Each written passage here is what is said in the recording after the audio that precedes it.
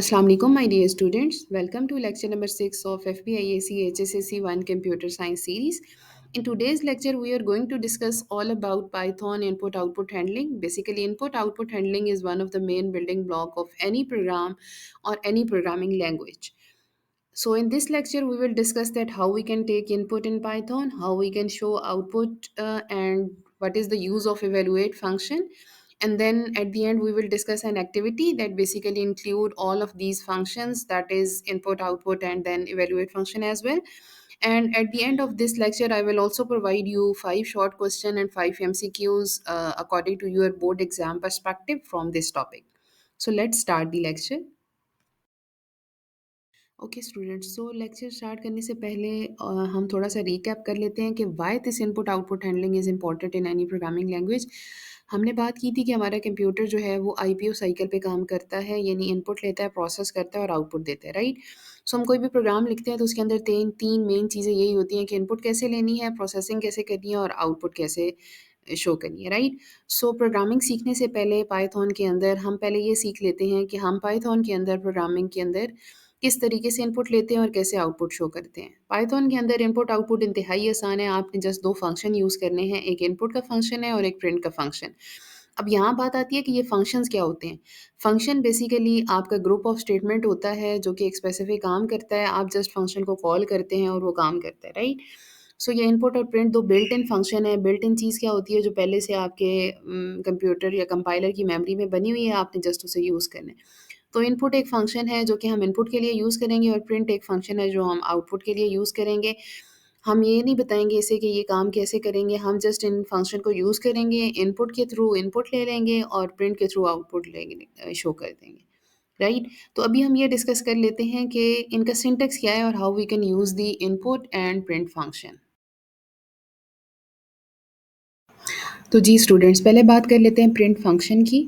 But before understanding the purpose of print function, हम ये देख लेते हैं कि एक फ़ंक्शन होता क्या है। जैसे कि अभी हमने बात की कि function basically group of statements होते हैं और प्रिंट का फ़ंक्शन एक बिल्ट इन फंक्शन है, यानी इसकी ग्रुप ऑफ स्टेटमेंट कि इसने क्या काम करना है वो पाइथन के अंदर पहले से बिल्ट इन है। आपने जस्ट प्रिंट का वर्ड लिखना है, कीवर्ड। कीवर्ड का मतलब ये है कि इसका एक स्पेसिफिक पर्पस है, यानी पाइथन को पता है कि जब भी आप प्रिंट लिखेंगे और ब्रैकेट में कुछ देंगे तो उसे ये output as it is screen पे डिस्प्ले करानी है, right. So print is use to show the output. Syntax क्या होता है कि आप प्रिंट का कीवर्ड लिखते हैं, इन्वर्टेड कॉमास के अंदर जो कुछ आप लिखेंगे वो स्क्रीन पे डिस्प्ले हो जाएगा, राइट।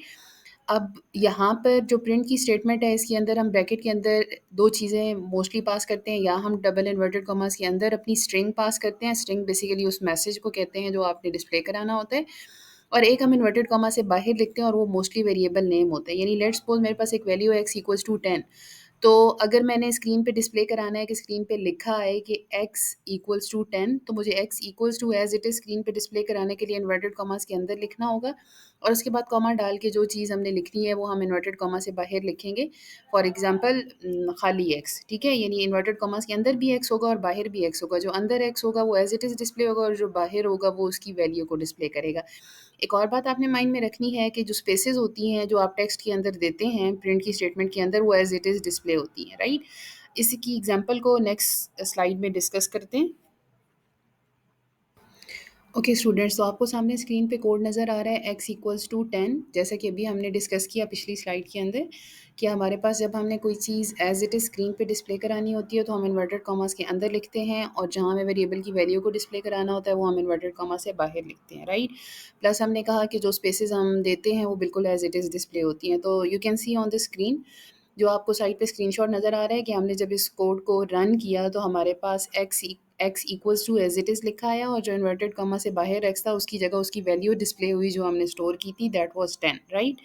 तो इस तरीके से हम वेरिएबल और स्ट्रिंग को स्क्रीन पे प्रिंट के फंक्शन को यूज़ करके डिस्प्ले करा सकते हैं। बाकी आपको नीचे जो प्रिंट की स्टेटमेंट नज़र आ रही है उसमें भी आप देखें जिस तरह की स्पेसेस हमने पहले दी हैं तो हमें आउटपुट में बिल्कुल वैसी नज़र आ रही हैं, यानी हमारी जो एक्सक्लेमेशन मार्क है अगर उससे पहले स्पेस है तो आउटपुट में भी उससे पहले आपको उसी तरह नज़र आ रही है जितनी स्पेस आपने दी है। सिमिलरली सेंटेंस जो स्ट्रिंग है उसके स्टार्ट में दी है तो स्टार्ट में आ रही है। सो इस तरीके से हम इसको डिस्प्ले करा सकते हैं, और ये कोड हमने रन किया कोलैब के अंदर। ये हमने पिछले लेक्चर में डिस्कस किया था कि किस तरीके से आपने कोलैब का सेटअप करना है। अगर आपने वो लेक्चर नहीं देखा तो यू कैन सी इट। कि वो किस तरीके से हम कोलैब को यूज़ करके अपने कोड को बहुत आसानी से एग्ज़ीक्यूट करा सकते हैं, राइट? ओके स्टूडेंट, तो अभी तक हमें ये क्लियर हो गया कि अच्छा प्रिंट के फंक्शन को यूज़ करके हम किस तरीके से आउटपुट शो करा सकते हैं, राइट? अब बात करते हैं इनपुट फंक्शन की। इनपुट भी उसी तरह बिल्ट इन फंक्शन है आपका, यानी पाइथन के अंदर इसकी पहले से डेफिनेशन और वो कोड ऑफ स्टेटमेंट लिखी हुई है कि इनपुट फंक्शन ने कैसे काम करना है। आपने जस्ट इनपुट का फंक्शन यूज़ करना है, कैसे इनपुट का कीवर्ड लिखना है, उसके आगे ब्रैकेट्स डालनी है और ब्रैकेट्स के अंदर आपने वो स्ट्रिंग लिखनी है जिसमें आप यूज़र को बताएँगे कि उसने क्या एंटर करना है, और जो यूज़र एंटर करेगा वो हम एक वेरिएबल के अंदर स्टोर करा के आगे प्रोग्राम के अंदर यूज़ कर लेंगे, राइट? अब वेरिएबल क्या होता है ये इन डिटेल हम अपने पिछले लेक्चर के अंदर डिस्कस कर चुके हैं, कि किस तरीके से काम करता है। जस्ट आपने इनपुट का फंक्शन यूज़ करना है और असाइनमेंट ऑपरेटर को यूज़ करके आपने अपने एक्स या वेरिएबल जो भी आपने बनाया है उसके अंदर आपने असाइन कर देनी है, right? Basically equals to single equals to computer के अंदर असाइनमेंट ऑपरेटर यूज़ होता है। जो आप राइट साइड पे चीज़ लिखते हैं वो उसकी वैल्यू हमेशा लेफ्ट साइड पे जो लिखी गए वेरिएबल के अंदर स्टोर करा देता है। तो अगर आप इनपुट का फंक्शन यूज़ करेंगे और उसके बाद जो भी आंसर होगा उसको वेरिएबल के अंदर स्टोर कराएंगे तो आप करा सकते हैं, right? But keep in mind कि अगर आप नॉर्मली इनपुट का फंक्शन यूज़ करते हैं और आप यूज़र से कहते हैं कि इंटर अ नंबर और इंटर अ नेम, तो बाय डिफ़ॉल्ट इनपुट का फंक्शन जो कुछ भी इनपुट कराता है वो सब एक स्ट्रिंग कंसिडर करता है। अब स्ट्रिंग किसे कहते हैं? कॉम्बिनेशन ऑफ कैरेक्टर्स को, ठीक है? यानी कि अगर आप बेशक यूज़र से कहेंगे एंटर अ नंबर, आपने इनपुट का फंक्शन यूज़ किया तो वो क्या करेगा कि अगर आप 1 2 3 भी एंटर करेंगे तो वो उसको 1 2 3 को इंटीजर या नंबर डाटा टाइप कंसिडर नहीं करेगा, बल्कि उसको एक स्ट्रिंग डाटा टाइप कंसिडर करके आपके वेरिएबल के अंदर स्टोर करा देगा। अगर आप ये चाहते हैं कि आप इनपुट एज़ अ नंबर लें, तो आपको उसके लिए एक और फंक्शन की ज़रूरत पड़ेगी जो कि इवैल्यूएट का फंक्शन है, वो हम अपनी एग्ज़ाम्पल देखने के बाद फिर नेक्स्ट स्लाइड में डिस्कस करते हैं। Let's move forward. Okay students, तो यहाँ आपको राइट साइड पे कोड नज़र आ रहा है और लेफ्ट साइड पे उसी कोड को रन करके कोलैब में हमने उसकी आउटपुट निकाली कि वो हमें क्या आउटपुट देता है, राइट? अब ये कोड क्या कर रहा है कि सबसे पहले हमने यहाँ पर एक इनपुट का फंक्शन यूज़ किया और इनपुट के फंक्शन के अंदर डबल इन्वर्टेड कॉमास के अंदर हमने स्ट्रिंग दे दी जो कि एज इट इज़ स्क्रीन पे डिस्प्ले होगी, यानी लिखा आएगा enter the name of your country. यानी जब आप प्रोग्राम रन करेंगे तो आपको स्क्रीन पे लिखा नज़र आएगा enter the name of your country, ताकि यूज़र को पता चले कि उसने क्या एंटर करना है, राइट? ये हम स्ट्रिंग इसीलिए देते हैं ताकि एक अच्छा मतलब यूज़र फ्रेंडली यूज़र इंटरफेस बने और यूज़र को पता हो कि उसने क्या करना है, राइट? तो स्क्रीन पे लिखा आएगा enter the name of your country, जो भी चीज़ हम एंटर करेंगे वो असाइनमेंट ऑपरेटर को यूज़ करके कंट्री के वेरिएबल को असाइन कर दी गई है, यानी country is a variable here, input is a function, screen पे लिखा आएगा enter the name of your country, user जो भी एंटर करेगा, अभी हमने डिस्कस की थी कि वो बाय डिफ़ॉल्ट स्ट्रिंग कंसिडर होती है। यानी अगर पाकिस्तान, लेट्स सपोज़ आपको जिस तरह नज़र आ रहा है मैंने एंटर किया पाकिस्तान, तो वो पाकिस्तान का वर्ड जो है वो कंट्री के अंदर जाके स्टोर हो जाएगा और स्क्रीन पे फिर हमने नीचे प्रिंट की स्टेटमेंट, क्योंकि देखें ये तो इनपुट है, यहाँ पर तो सिर्फ वो चीज़ नज़र आएगी enter the name of your country, जो आप एंटर करेंगे वो कंट्री के वेरिएबल के अंदर स्टोर हो जाएगा। अब हमें यूज़र को डिस्प्ले भी कराना है ना कि कंट्री के अंदर क्या एंटर हुआ, तो हमने एक प्रिंट की स्टेटमेंट ली, उसके अंदर डबल इन्वर्टेड कॉमास के अंदर अपनी फिक्स्ड स्ट्रिंग लिख दी कि आई लव कॉमा कंट्री का नाम इन्वर्टेड कॉमा से बाहर लिखा। वही बात जो हमने पीछे डिस्कस की थी कि वेरिएबल का नाम अगर आपने उसकी वैल्यू प्रिंट करानी होती है तो वो आप इन्वर्टेड कॉमा से बाहर लिखते हो। तो हमने कॉमा कंट्री डाला। अब कंट्री के अंदर क्या स्टोर था जो हमने एंटर किया, फॉर एग्जांपल आपको लेफ्ट साइड पे नज़र आ रहा है हमने एंटर किया पाकिस्तान, तो उसके नीचे जब ये लाइन एग्जीक्यूट होगी फिर अगली लाइन में जाएगा, अगली लाइन में आई लव लिखा आएगा और उसके बाद क्या लिखा आएगा, पाकिस्तान, राइट? तो इस तरीके से हमारा जो एक इनपुट है वो हमने ली और उसकी आउटपुट शो कर दी। बट यहाँ पर हम देख रहे हैं कि ये इसको स्ट्रिंग कंसिडर कर रहे हैं। सो इसको फर्दर क्लियर करते हैं ज़रा अपनी नेक्स्ट स्लाइड के अंदर कि अगर हम इसे किस स्ट्रिंग फॉर एग्जांपल नहीं इंटर कराना चाहते, नंबर इंटर कराना चाहते हैं, तो हम किस तरीके से फंक्शन यूज़ करके पाइथन के अंदर नंबर इनपुट करा सकते हैं। तो जी स्टूडेंट, अभी हम ये बात डिस्कस कर रहे थे कि हमारे पास जो इनपुट होता है, इनपुट फंक्शन है, वो यूज़र जो भी एंटर करता है उसको स्ट्रिंग कंसिडर करके एज अ स्ट्रिंग वेरिएबल के अंदर स्टोर कराता है, जो कि वेरिएबल दूसरी लेफ्ट साइड पे लिखा होता है, राइट? यानी हम जब भी इनपुट लेते हैं तो हमें उसे कहीं ना कहीं स्टोर तो कराना ही होता है, वेरिएबल की ज़रूरत होती ही है, तो हम हमेशा लेफ्ट साइड पे वेरिएबल लिखते हैं, फिर असाइनमेंट ऑपरेटर लिखते हैं और फिर इनपुट का फंक्शन लिखते हैं, राइट? तो हमने कहा कि हमें जो भी नंबर एंटर होता है वो हमारा स्ट्रिंग कंसिडर होता है। तो अक्सर ये होता है कि हमारी रिक्वायरमेंट के मुताबिक हमें तो वो स्ट्रिंग नहीं चाहिए होती, हमें तो वो ऐसा नंबर चाहिए होता है ताकि हम उस पे कोई अरिथमेटिक ऑपरेशंस परफॉर्म करके और कोई टास्क परफॉर्म कर सकें। सो फॉर दैट रीज़न्स हमें एक और फंक्शन की ज़रूरत पड़ती है जिसे हम कहते हैं वैल्यूएट का फंक्शन। अब ये वैल्यूएट का फंक्शन क्या करता है, ये इनपुट लेता है और उसको नंबर या उसकी जो डाटा टाइप होती है, सूटेबल डाटा टाइप, उसमें कन्वर्ट कर देता है, राइट? फॉर एग्जांपल, जैसे आपको पहले एग्जांपल नज़र आ रही है, हमने simple num equals to input enter a number लिखा, तो इसका मतलब ये है कि स्क्रीन पे लिखा आएगा इंटर अ नंबर। यूज़र जो एंटर करेगा वो नंबर एज अ स्ट्रिंग नम के अंदर स्टोर हो जाएगा, राइट? अब जब हमने उसे प्रिंट कराया और हमने लिखा print double is comma num plus num, अब यहाँ पर प्लस क्या कर रहे हैं, यहाँ पर प्लस देखेगा कि नम स्ट्रिंग है। तो अब प्लस हमारा जो है वो एक काइंड ऑफ ऑपरेटर है जो कि 2 तरह के काम करता है। अगर ये इसको 2 स्ट्रिंग पास की जाएँ तो ये उनको कॉन्कैटिनेट करके जॉइन करके आंसर दे देता है, और इसको अगर 2 नंबर दिए जाएँ तो ये हमेशा उनका सम देता है, ठीक है? इसे ऑपरेटर ओवरलोडिंग भी कहते हैं कि एक ही ऑपरेटर है लेकिन वो 2 डिफरेंट तरीके से काम करता है। यानी अगर इसको स्ट्रिंग पास करेंगे तो ये दोनों को कॉन्कैटिनेट करके जॉइन करके आपको दे देगा, और अगर आप इसको 2 इंटीजर पास करेंगे तो ये आपको सम देगा, राइट? तो अब अगर हमने इवैल्यूएट का फंक्शन यूज़ नहीं किया, जैसा कि आपको राइट साइड पे कोड की आउटपुट भी नज़र आ रही है कि हमने अगर इनपुट में लेट्स सपोज़ मैंने एंटर किया 1 2 3, तो मैंने 1 2 3 जो एंटर किया वो स्ट्रिंग कंसिडर हुआ, तो इसको इसने देखा कि नाम के अंदर जो है वो स्ट्रिंग है, तो इसने प्लस ने क्या किया कि दोनों को कंबाइन करके कॉन्कैटिनेट करके मुझे आंसर दे दिया 1 2 3 1 2 3, यानी दोनों जॉइन हो गए, राइट? जब हमने दूसरी दफ़ा इवैल्यूएट का फंक्शन यूज़ किया तो अब इवैल्यूएट क्या करेगा, देखेगा यूज़र ने क्या एंटर किया 1 2 3, तो वो देखेगा 1 2 3 तो इंटीजर होता है, तो वो 1 2 3 को एज अ इंटीजर कंसिडर करके नम के अंदर स्टोर करेगा। तो अब नम की प्रॉपर्टीज़ वो होंगी जो कि एक इंटीजर की होती हैं। पहले उसकी प्रॉपर्टीज़ वो थी जो एक स्ट्रिंग की होती थी, राइट? तो अब ये क्या करेगा, ये देखेगा 2 इंटीजर हैं तो 1 2 3 अगर मैं दोबारा एंटर करती हूँ तो ये 1 2 3 और 1 2 3 का सम करके मुझे वापस आंसर रिटर्न करेगा, राइट? तो ये पर्पस है बेसिक इवैल्यूएट का कि जब हमें कोई मैथमेटिकली ऑपरेशन परफॉर्म करने के लिए डाटा एंटर कराना हो यूज़र से, तो हम जो है वो ये यूज़ करते हैं, right? I hope it will be clear to all of you. Comments में ज़रूर बताया करें ताकि मुझे पता चले कि आप लोग को लेक्चर समझ में आ रहे हैं या नहीं आ रहे हैं, and it will B motivation for me as well, ताकि मैं आपके लिए और अच्छी वीडियोज़ बना सकूँ। और चैनल को भी ज़रूर सब्सक्राइब कीजिएगा।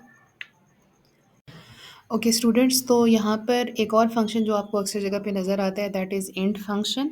ये भी बेसिकली एक बिल्ट इन फंक्शन है, लेकिन ये क्या करता है कि यूज़र जो भी इनपुट करता है स्ट्रिंग, उसको सिर्फ इंटीजर में कन्वर्ट करके और आपके नंबर के अंदर स्टोर कर देता है। ये तब आपके लिए ज़्यादा बेहतर ऑप्शन है जब आपको कंफर्म हो कि आपने जो एंटर कराना है वो इंटीजर है, तो बजाय इवैल्यूएट के आप ये फंक्शन यूज़ कर लें तो it will be better option, right?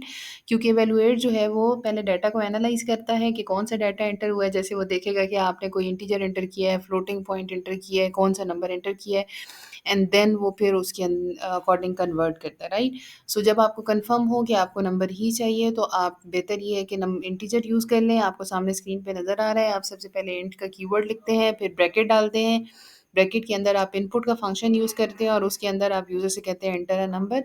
तो यूज़र जो भी एंटर करता है वो इंटीजर में कन्वर्ट होके आपके नंबर के अंदर स्टोर हो जाता है। यहाँ मैं आपको एक और बात बताना चाहूँगी कि ये आपको हैश के साथ जो लाइनें नज़र आ रही हैं, ये बेसिकली कमेंट्स होते हैं, राइट? यानी पाइथन के अंदर हम कमेंट्स लिखते हैं जो सिर्फ़ इसलिए होते हैं कि यूज़र की अंडरस्टैंडिंग के लिए, ताकि या आपके कोड को जो पढ़े उसको समझ आ जाए कि आपने क्या लॉजिक लगाई है, राइट? तो पाइथन के अंदर हैश से कमेंट लिखे जाते हैं, तो आपको जितने भी ये हैश की लाइनें नज़र आ रही हैं, दीज़ आर बेसिकली कमेंट, और आपको राइट साइड पे आउटपुट भी नज़र आ रही है कि हमने ये जब एंटर किया और 1 2 3 एंटर किया तो हमें स्क्रीन पे क्या आउटपुट नज़र आई, राइट?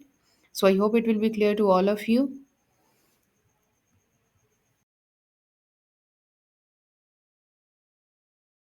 ओके स्टूडेंट, तो बेसिकली इस प्रोग्राम के अंदर ये एक एक्टिविटी है जिसके अंदर हम इनपुट और आउटपुट को दोनों को मिला के कंबाइन करके एक छोटा सा प्रोग्राम लिखेंगे देखिए, अक्सर स्टूडेंट को प्रोग्राम लिखते हुए भी इश्यू आता है। प्रोग्राम लिखते हुए आपने सबसे पहले एक बात माइंड में रखनी है कि आपने ये देखना होता है कि इनपुट क्या होगी, प्रोसेस क्या होगा और आउटपुट क्या होगा, राइट? अब अगर इस प्रोग्राम की बात करें तो इसके अंदर हमें सिर्फ़ इनपुट लेनी है, जिसके अंदर हम 3 वेरिएबल के अंदर इनपुट लेंगे और एक फ़ॉर्मेटेड आउटपुट अपनी रिक्वायरमेंट के मुताबिक डिस्प्ले कर देंगे, राइट? यानी पहले हमें 3 इनपुट की स्टेटमेंट लिखनी है, जिसमें हम यूज़र से कहेंगे कि एंटर डे, मंथ और ईयर, और उनको डे, मंथ और ईयर के 3 वेरिएबल बना के उनके अंदर स्टोर कर देंगे एंड देन डिस्प्ले करते हुए हमें उनमें उनको डिफरेंट तरीके से डिस्प्ले करना होगा। यानी हम 3 प्रिंट की स्टेटमेंट लिखेंगे, एक में हम डे, मंथ और ईयर की फॉर्म में करेंगे, एक में मंथ डे डे और ईयर की फॉर्म में, एक में ईयर, मंथ और डे की फॉर्म में, राइट? और हमें डिस्प्ले ऐसे करना है कि उनके दरमियान डैशेज़ आनी चाहिए, राइट? सो इसका मतलब ये है कि हम प्रिंट की स्टेटमेंट के अंदर पहले वेरिएबल का नाम लिखेंगे, फॉर एग्ज़ाम्पल डे, देन हम डाल देंगे डबल इन्वर्टेड कॉमास के अंदर डैश, क्योंकि dashes as it is screen पे डिस्प्ले होंगी। डे, मंथ और ईयर की जगह पे इनके जो यूज़र ने एंटर की होगी इनपुट, वो डिस्प्ले होगी, right? So let's discuss the solution in the next slide. पहले हम अपने वेरिएबल बना लेते हैं। हमें एक डे इनपुट कराना है, तो हमने लिखा डे इक्वल्स टू, उसके बाद हम अपना इनपुट का फंक्शन यूज़ करेंगे और इनपुट के फंक्शन के अंदर हमें स्ट्रिंग यूज़र को देनी है ताकि उसे पता हो कि उसने क्या एंटर करना है। तो हम करेंगे इंटर डे, राइट? उसके बाद हमें एंटर कराना है मंथ, तो हम अपना मंथ का वेरिएबल बनाएंगे, असाइनमेंट ऑपरेटर यूज़ करेंगे, इनपुट का फंक्शन यूज़ करेंगे और उसके बाद यूज़र से इनपुट करा लेंगे। यहाँ यूज़र को बता देंगे कि अब आपने क्या एंटर करना है, अब आपने एंटर करना है मंथ। फिर एक और बना लेंगे ईयर का और उसमें भी यूज़र को बता देंगे और यूज़ कर लेंगे इनपुट और उसको क्या करा लेंगे, इंटर ईयर, ठीक है? और उसके बाद हम करा लेते हैं प्रिंट, ठीक है? एक काम करते हैं, यहाँ इवैल्यूएट का फंक्शन भी यूज़ कर लेते हैं ताकि आपको पता हो कि आप दोनों यूज़ कर सकते हैं, इससे कोई फ़र्क नहीं पड़ता। इवैल्यूएट के फंक्शन को यूज़ करने के लिए आप इवैल्यूएट के कीवर्ड के बाद जब ब्रैकेट लगाते हैं तो यहाँ पर ब्रैकेट को एंड करना होता है। इनपुट की ब्रैकेट अपनी होती है क्योंकि ये दोनों फंक्शन है। तो ये इवैल्यूएट के फंक्शन की ब्रैकेट है और ये वाली जो ब्रैकेट है ये आपकी इनपुट के फंक्शन की है, राइट? अब हमें प्रिंट कराना है और प्रिंट कराने के लिए हमें एक स्पेसिफिक फॉर्मेट के अंदर कराना है, राइट? उस फॉर्मेट के अंदर हमें पहले चाहिए कि हम डे को प्रिंट कराएं। डे के बाद हमें दरमियान में डैश चाहिए जो कि स्क्रीन पे एज इट इज़ प्रिंट होगी, तो हमने उसे इन्वर्टेड कॉमास के अंदर लिख दिया, ठीक है?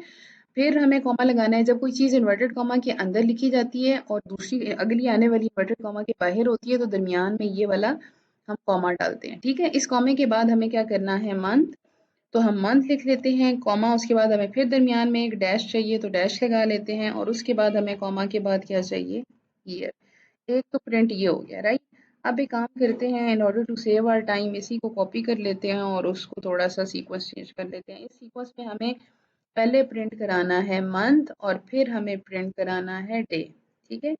और जो तीसरी है उसमें हमें पहले प्रिंट कराना है ईयर, फिर करा लेते हैं मंथ और ईयर की जगह लिख लेते हैं डे, राइट? इससे कोई फर्क नहीं पड़ता, ये जस्ट फॉर योर अंडरस्टैंडिंग और हमारी रिक्वायरमेंट के मुताबिक होना चाहिए, तो हमने उसको इस तरीके से कर लिया, राइट? अब इस कोड को रन करते हैं। अब जैसा कि आप देख सकते हैं, मैंने जब इस कोड को रन किया तो मुझसे वो इनपुट मांग रहा है कि एंटर डे। लेट्स सपोज मैं एंटर डे कर लेती हूँ 10, ठीक है? डे एंटर हो गया। अब वो पूछ रहे जी मंथ, ठीक है? मंथ एंटर कर लेते हैं, अप्रैल का 4 ही कर लेते हैं। अब वो पूछ रहे जी एंटर ईयर, एंटर ईयर मैं करती हूँ 2025, ठीक हो गया। अब यहाँ पर आप देख सकते हैं कि किस तरीके से उसने मुझे जो आउटपुट है वो प्रॉपरली अरेंज करके दे दी। पहले डे जो मैंने एंटर किया था 10, फिर मंथ, फिर ईयर। फिर हमने कहा जी मंथ को पहले करो, डे को बाद में करो और ईयर को बाद में। फिर हमने कहा ईयर पहले, फिर मंथ और फिर डे, राइट? तो हमें 3 डिफरेंट तरीके से आउटपुट नज़र आ गई by using the simple input and output function, right? I hope it will be clear to all of you. Okay students, so these are some of the question जो कि board के perspective से इस topic में से आपसे आपके आ सकते हैं। बेसिकली क्वेश्चन आपका आ सकता है, प्रिंट का पर्पस लिखें, इनपुट का पर्पस लिखें, इवैल्यूएट फंक्शन हम क्यों यूज़ करते हैं, या एक ऐसा कोड लिखें जिसके अंदर आपने कुछ इनपुट लेनी है and then you have to print your name in this form, right? So इस तरह से आपके पेपर के अंदर क्वेश्चन आ सकते हैं। जैसा कि आपको पता है कि आपके पेपर में 3 तरह के क्वेश्चंस आते हैं, अंडरस्टैंडिंग, नॉलेज बेस्ड और एप्लीकेशन बेस्ड, राइट? अगर आप लोग चाहते हैं कि उस पे भी एक वीडियो होनी चाहिए तो do let me know in the comment section. उस पे भी हम एक लेक्चर रख लेंगे कि किस तरीके से आपका पेपर जो है वो बनता है, राइट? और उसमें किस-किस तरह के क्वेश्चंस आते हैं। सो इस टॉपिक में आपके इस तरह से क्वेश्चन आपसे पूछे जा सकते हैं। सिमिलरली इसके अलावा भी कुछ क्वेश्चंस हैं, जैसा कि आपसे कहा जाएगा कि सिंटैक्स लिखें कि इनपुट कैसे यूज़ होता है, इवैल्यूएट कैसे यूज़ होता है या फिर प्रिंट कैसे यूज़ होता है, राइट? और एग्ज़ाम्पल आपने ज़रूर देनी है, चाहे आपके क्वेश्चन में आपसे पूछी गई है या नहीं पूछी गई। कोशिश करें कि जब आंसर लिख रहे हों तो उसके अंदर आप एग्ज़ाम्पल ज़रूर दें। ओके स्टूडेंट, तो ये आपका क्विज़ है at the end of this lecture, ताकि आपको आइडिया हो कि आपको ये लेक्चर किस हद तक क्लियर है। And do let me know in the comment section कि आपने कितने एमसीक्यूज़ का आंसर सही गेस किया। ठीक है, टोटल ये 5 एमसीक्यूज़ है। पहला एमसीक्यूज़ है, which function is used to display output in Python. Second है जी आपका, the input function returns what type of data basically. जी स्टूडेंट, तो ये क्वेश्चन है आपके पास, what is the output of print hello plus world and then what will be the output of the following statement, Python statement that is evaluate function. और अगर उसे हम इस तरह से पास करें 2 + 3 तो आंसर क्या होगा। जी स्टूडेंट, तो लास्ट एमसीक्यूज है आपका, what is the correct way to take integer input from the user. Basically you have to identify the correct syntax कि इनमें से कौन सा करेक्ट वे है जिसके थ्रू हम यूज़र से इनपुट ले सकते हैं एक इंटीजर, राइट? तो मुझे कमेंट में ज़रूर बताइएगा कि कितने एमसीक्यूज़ के आंसर्स आपको आते थे, plus short questions also. Let's recap and wind up today's lecture. आज के लेक्चर में हमने सीखा कि हम कैसे इनपुट फंक्शन को यूज़ कर सकते हैं in order to take input in Python. फिर हमने प्रिंट का फंक्शन देखा कि उसे हम कैसे यूज़ कर सकते हैं in order to show the output in properly according to our requirement. फिर हमने बात की हम इवैल्यूएट का फंक्शन कैसे यूज़ कर सकते हैं फॉर हैंडलिंग नंबर। और हमने 2 फंक्शन और भी डिस्कस किए कि हम किस तरीके से इंट या फ्लोट डायरेक्ट वो भी फंक्शन यूज़ कर सकते हैं अगर हम इवैल्यूएट का फंक्शन यूज़ नहीं करना चाहते और हमें कंफर्म है कि हमने जो डाटा लेना है वो आइदर इंटीजर होगा या फिर फ्लोटिंग पॉइंट पे होगा, तो इट्स बेटर कि हम इंटीजर या उस तरह का फंक्शन जिस डाटा टाइप का डाटा हमें चाहिए वो यूज़ कर लें, राइट? फिर हमने एक एक्टिविटी डिस्कस की जिसके अंदर हमने दोनों इनपुट आउटपुट को यूज़ करके देखा। देन वी डिस्कस्ड अबाउट कि हमारे इस टॉपिक में से बोर्ड के पर्सपेक्टिव से क्या क्या क्वेश्चन आ सकते हैं plus MCQs. And do let me know in the comment section कि आपके कितने एमसीक्यूज़ के आंसर आपको आते थे और वो आपने सही गेस किए। Thank you for watching. Do like and subscribe my channel if you found it useful.